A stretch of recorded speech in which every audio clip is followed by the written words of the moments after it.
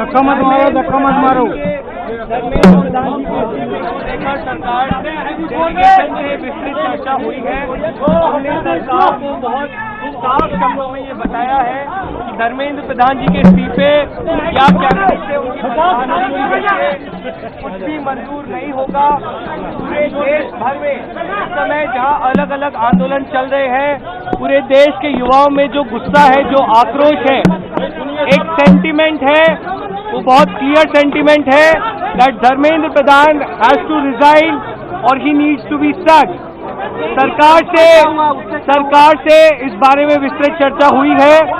सरकार ने इस मुद्दे पर, इस पॉइंट पर जवाब देने के लिए कल दोपहर तक का समय मांगा है।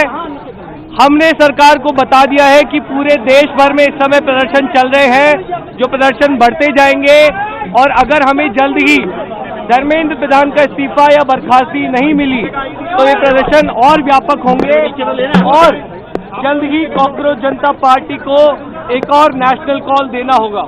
हम उम्मीद करते हैं कि सरकार जल्द से जल्द धर्मेंद्र प्रधान को बर्खास्त करेगी या वो इस्तीफा देंगे और इस मामले को हमें कंक्लूजन की ओर लेकर जा पाएंगे। आपने सरकार को कोई मोहलत दिया, टाइम दिया है क्या?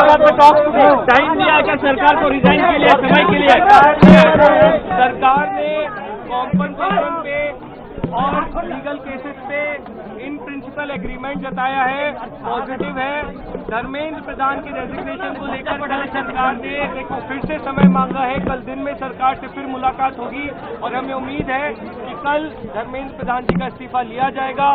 हमने सरकार को बता दिया है कि ये आंदोलन बहुत बड़ा हो रहा है, नेशनली स्प्रेड हो रहा है और जल्द ही अगर समाधान नहीं निकाला गया तो सीजेपी को, अगर समाधान नहीं निकाला गया तो सीजेपी को फिर से एक और नेशनल कॉल देना होगा।